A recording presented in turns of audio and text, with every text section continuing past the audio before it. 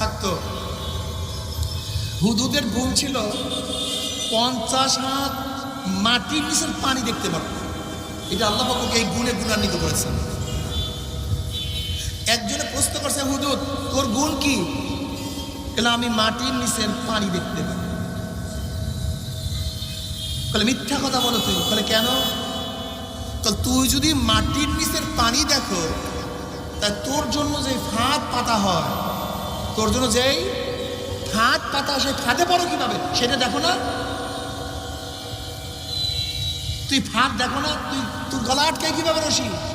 তুই মাটির নিচের পানি দেখোস, অথচ ভাত দেখোস না।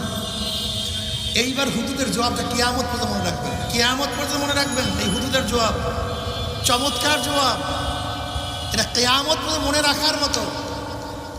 হুদুদ কি বলল? বলে দেখো, যখন আমার